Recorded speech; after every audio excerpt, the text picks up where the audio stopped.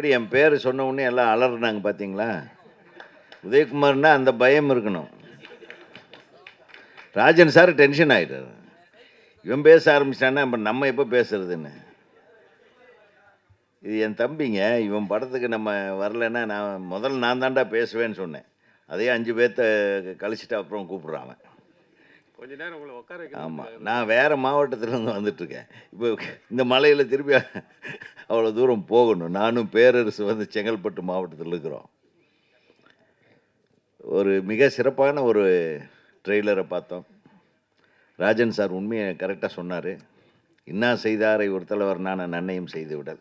அது வந்து சும்மா தப்பு பண்ணுறவங்க நம்மளுக்கு ஏதாச்சும் இப்போ நம்ம போகிற போக்கில் டப்புன்னு பின்னாடி ஒன்று அடித்தான்னா அவன் நம்ம அடிக்காமல் போகிறது நான நன்னையும்.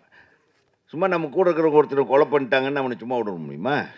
அதை தான் அதுக்கும் வள்ளுவன் ஒரு குரல் எழுதியிருக்கிறார் ராஜன் சார். நீங்கள் பள்ளிக்கூடம் வேறு வச்சு நடத்துகிறீங்க. நீங்கள் எப்படி போய் வந்து இது பாரிஸ் கார்னரில் கடையாக புகுந்து அடிச்சிங்க? சாதாரண அடியா அது? என்ன ஏன் நீங்கள் அப்போ நானும் நன்னையும் செய்யலை? சொல்லுங்க தலைவா. ஆளுக்கு ஒரு நீதி மேடைக்கு ஒரு பேச்சா? என்ன லொல்லு பாருங்க இவருக்கு. இவர் வேணா தமிழ் படத்தை கேசட்டில் திருட்டு விசிடி வந்துருச்சுன்னு உள்ளே பூந்து அடிப்பார். எப்படி தனியாலாக போய் அடித்தாருங்க அவர்.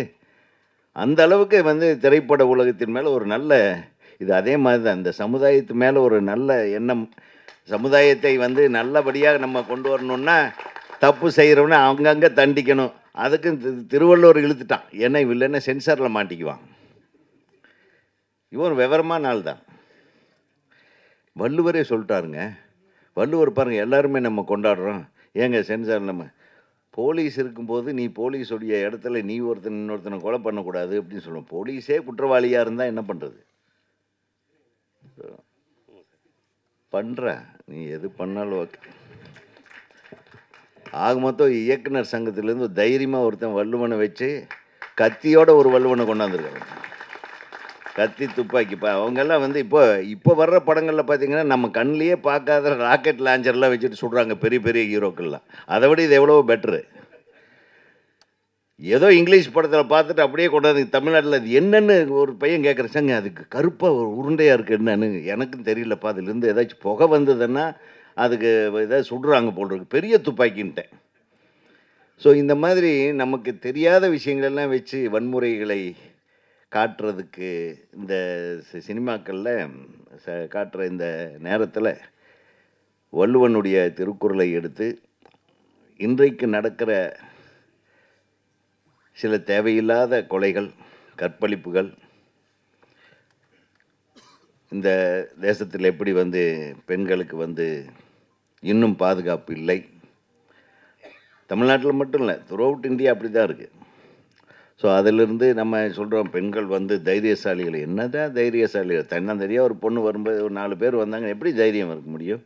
அப்புறம் பெண்களுக்கு கையில் துப்பாக்கியோடு போகணும், இல்லைன்னா கத்தியோடு போகணும். கத்தியோட பெண்கள் போனாலும் பரவாயில்ல, அந்த கத்தி குத்து தெரியணுமில்ல குழந்தைங்களுக்கு. அப்புறம் அதுக்கு ட்ரைனிங் கொடுக்கணும். இதெல்லாம் சொல்லியிருக்கியா? இல்லை. சொல்லியிருந்தாலும் சொல்லியிருப்பேன். நீ நம்ப முடியாது. நீ பயங்கர வன்முறையாளனாக இருப்ப போல் இருக்கே. மிகச்சிறந்த ஒரு கருத்தை தான் நீங்கள் எடுத்திருக்கீங்க. இந்த படத்தில் உன்னுடைய இயக்குனர் டெக்னிக் நல்லா இருந்தது. டைரக்டராக நீங்கள் இவ்வளவு கூட்டமும் வந்து உங்களை வந்து பாராட்ட வந்திருக்கும்போது நீ ஜெயிச்சிட்டேன்னே நான் நினைக்கிறேன். ரொம்ப சந்தோஷம். என்னை பொறுத்தவரையிலும் இயக்குனர் சங்கத்திலேருந்து ஒரு இயக்குனர் சாதிக்கிறாருன்னா அது எங்கள் சங்கத்துக்கு பெருமை, எங்களுக்கு பெருமை. அதே மாதிரி காலையிலேருந்து இங்கே தியேட்டர்லேயே இருந்துகிட்ருக்கிற என்னுடைய நண்பர்கள் பத்திரிகையாளர் முதல்ல வந்த உடனே என் காதை கடித்தாங்க. என்னப்பா சீக்கிரமே வந்துட்டீங்க, சீக்கிரமே விட்ருங்க, மழை காலமாக இருக்குன்னாங்க. இப்போ நம்மளை சீக்கிரம் விட்டாதானப்பா, அதுக்காக தான் நான் வந்து முதல்ல பேசுகிறேன்னு.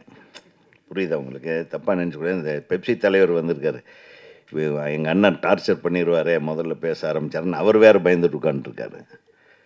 ஆக மொத்தம் இந்த படத்தை பார்த்த உடனே எனக்கு ஒரு 2-3 ப்ளசண்ட்டான விஷயம். மியூசிக் வந்து எக்ஸ்ட்ராடினரி குட். ரொம்ப நல்ல இசையமைப்பு பண்ணி எடுத்த உடனே ஒரு குத்து பாட்டு, அந்த சாராய பாட்டு, அது அப்படி ஒன்று வச்சுக்கிறது, அப்படி ஒன்று ஜாலியாக அதை கொஞ்சம் அவாய்ட் பண்ணிடுங்களேப்பா. எதை பார்த்தாலும் ஒருத்தன் பப் அடிக்கிறது, தண்ணி அடிக்கிறது. குடிக்கூடாதுன்னு தான் சொல்லியிருக்கேன். அது அது வேற, அது ஒரு ஒரு டேகு. குடிப்பறது இப்போ உடல் நலத்துக்கு கேடுன்னு போட்டே குடிக்கிறானுங்கன்னு வேறு, அது ஒரு லைன் வேறு எழுதி விட்டு அதுக்கு ஒரு நல்ல விஷயத்தை கொண்டாந்துருக்கீங்க. பரவாயில்ல, இன்னும் குடிக்கிறவங்க குடிக்கட்டும். அப்புறம் அது குடிக்கக்கூடாதுன்னு தடுக்கிறவன் தடுக்கட்டும். இதெல்லாம் கவர்மெண்ட் வேலை. அதுக்கப்புறம் பார்த்தா அந்த ஹீரோயின் ரொம்ப அழகாக இருந்தது. ஹீரோயின் இங்கே வராதது நம்ம பேரரசுக்கு ரொம்ப குறையாக இருக்குது. வந்திருக்காங்களா? இங்கே வந்துட்டாங்களா? பக்கத்தில் இல்லாதது குறையா இருக்கு.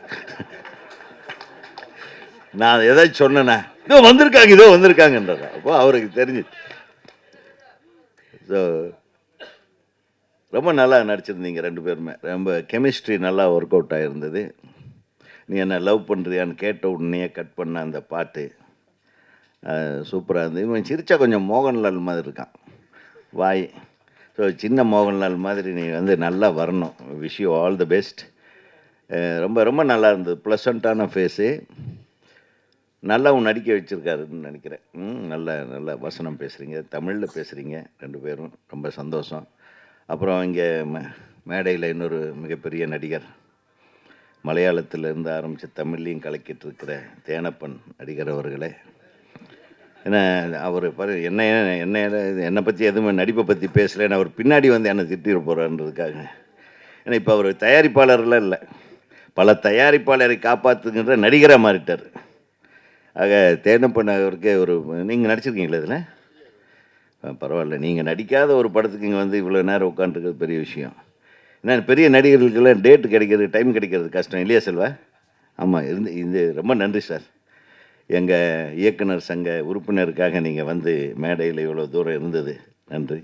அதே தம்பிங்க நிறைய பேர் இந்த படத்தில். அப்புறம் பரத் வந்திருக்காரு, அவர் நட்புக்காக வந்திருக்காரு. கரெக்டாக பரத் சார்? ஒரு மிகச்சிறந்த நடிகர் அவர். பரத் டான்ஸ் ஆடினா தமிழ்நாடே ஆடும். அந்த மாதிரி அவர் one of the very finest artist. அவர் இந்த வருஷம் ஒரு மிகப்பெரிய படத்தை பண்ணணும் அப்படின்னு நான் எங்கள் சங்கத் சார்பாக, பக்கத்துலேயே உங்கள் டைரக்டர் ஒருத்தர் உட்காந்துருக்காரு, அவரை வச்சே நீங்கள் பண்ணலாம். திரும்பவும் இன்னொரு படம் பண்ணுங்கள், பழனி மாதிரி. இன்னும் நிறைய ஊர் பேர் அப்படியே யூஸ் பண்ணாமல் இருக்காங்க. டைரக்டருக்கு ரொம்ப குஷி ஆகிடுவார் அவர். போகிற போக்கில் டைட்டில் அப்படியே பைக்கில் போயிட்டுருக்கும்போது இப்படி பார்ப்பார், காரில் போயிட்டுருக்கும்போது இந்த ஊர் பேர் வச்சிடலாம், இந்த ஊர் போகிற வழியில் டைட்டில் வைக்கிற ஒரே ஆள் நீங்கள் தம்பி பேரரசு தான். ஏன்னா செல்வமணி சார் சொன்னீங்கன்னா அவர் யோசனை பண்ணால் கொஞ்சம் கிராண்டியர், அவர் கொஞ்சம் பெரிய ஆர்டிஸ்ட் வேணும் செல்வமணி சாருக்கு.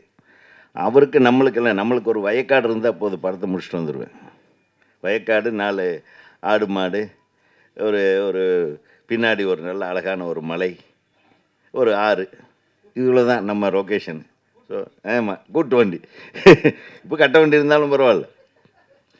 ஸோ அதாவது ரொம்ப சீரியஸாக பேசி இந்த சினிமாவில் நம்ம திருத்த போகிறோம், நம்ம வாழ வைக்க போகிறோம். இப்போ தயாரிப்பாளர் சொன்னார், உங்கள் தமிழ் சினிமாவை வாழ வைக்கிற பாவம் அவருக்கு. அவர் சரி, நம்ம தமிழ் சினிமாவுக்காகவே தான் பண்ணணும் அப்படின்றதுக்காக அவர் சொல்கிறத தப்பாக சொல்லிட்டாரு.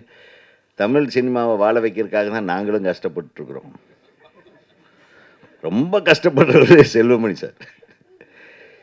ஏன்னா தினம் பஞ்சாயத்து, தினம் இந்த சினிமாவுக்கு வேற ஒரு லெவலுக்கு நம்ம சினிமாவை கொண்டு போவாங்க. வெளிநாடுகள்லாம் பார்த்தீங்கன்னா நம்ம ஒரு டிக்கெட் வாங்கும் போதே அந்த டிக்கெட் காசில் ஹீரோவுக்கு ஒரு பர்சன்டேஜ் சம்பளம் போயிடும், டைரக்டருக்கு ஒரு பர்சன்டேஜ் போயிடும், நடித்த நடிகர்களுக்கு போயிடும், டிஸ்ட்ரிபியூட்டருக்கு போயிடும், தயாரிப்பாளருக்கு காசு போயிடும்.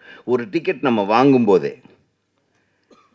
அந்த மாதிரி தமிழ் சினிமா உருவாகணும். அப்போ தான் நேர்மையாக படம் எடுக்கிறவங்க நேர்மையாக படம் எடுப்பாங்க. நல்ல படங்களுக்கு அப்பப்போ அவங்களுக்கு உண்டான வெகுமதி சேரும், லாபங்கள் சேரும்.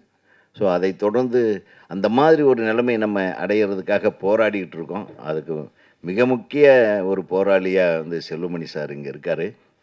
அவருக்கு நம்ம ரொம்ப தேங்க்ஸ் சொல்கிறோம். ஏன்னா தீபாவளிக்கு முன்னாடி நாள் கூட எங்களை நிம்மதியாக விடல. இங்கே வாங்க ஒரு மீட்டிங் இருக்குன்னு பெப்சியில் எங்களை கூப்பிட்டு வச்சு செஞ்சிட்டார். என்ன பண்ணுறது, அன்னைக்கு ஒரு பஞ்சாயத்து. சரி தீபாவளி அன்னைக்காவது அண்ணே நாளைக்கு ஃப்ரீயாண்ணே அப்படின்னு ஒரு ஃபோன் வரும். இல்லை அப்படி அதாவது நம்ம சினிமாவுக்கு எப்படியாவது அடிக்கடி எனக்கு அவர்கிட்ட பிடிச்ச விஷயம் நானே கேட்பேன், ஏன் தம்பி இவ்வளவு டார்ச்சர் அனுபவிக்கிறேன், நீயும் தூங்கவே மாட்டியா அப்படின்னு தான் கேட்பேன் அவரை, செல்வமணி சாரை. அவர் சொல்லுவார், அண்ணே செல்வமணின்னு ஒரு பேர் எப்படி வந்தது, இந்த சினிமாவினால தான் இந்த செல்வமணிக்கு எல்லாத்துக்கும் தெரியுது. அந்த சினிமாவுக்காக நம்ம ஏதாவது செய்யணுமில்ல, அதுக்காக தானே நான் இப்படி இருக்கிறேன், இப்படி செய்கிறேன்னாரு. ஸோ அந்த நல்ல உள்ளத்துக்கு நம்ம இந்த இடத்துல நம்ம ஒரு பொதுவாக நம்ம எல்லோரும் தெரிஞ்சுக்கணும். ஏன்னா ஏதோ சும்மா வர்றாங்க கூப்பிட்றாங்க நாங்கள் எல்லாம் வர்றோம் அப்படின்லாம்.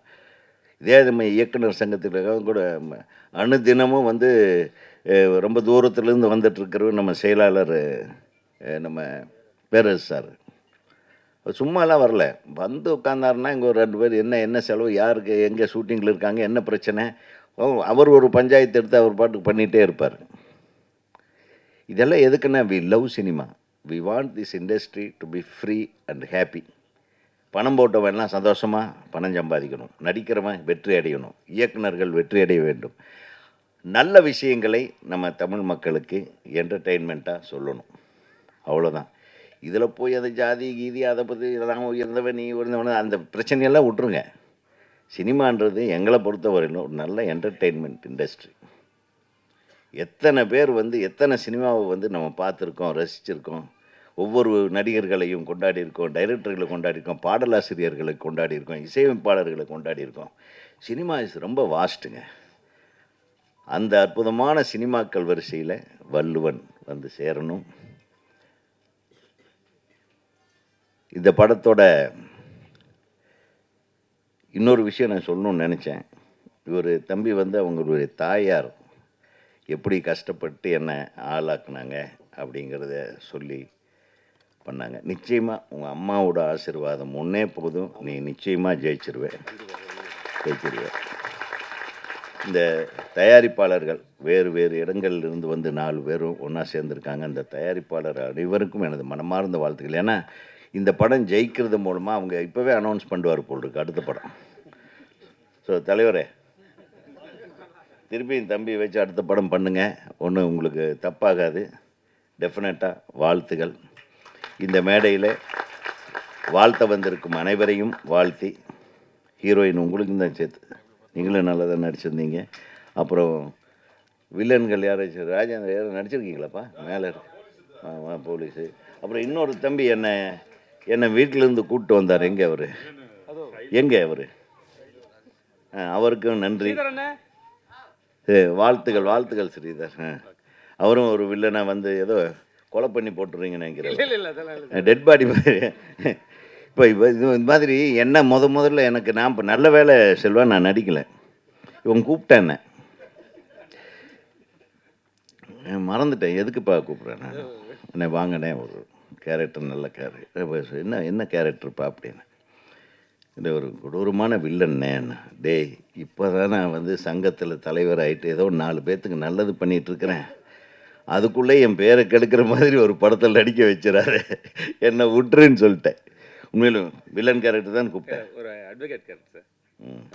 சரி, நெகட்டிவ் பண்ண மாட்டேன். ஆமாம், நன்றி. இந்த திரைப்படம் மிகப்பெரிய வெற்றி படமாக அமைய தமிழ்நாடு திரைப்பட இயக்குநர்கள் சங்கத்தின் சார்பாகவும் எங்கள் அனைவரது சார்பாகவும் இந்த படத்தை நல்லபடியாக கொண்டு போய் சேர்க்கக்கூடிய கடமை உங்களுக்கு இருக்குது.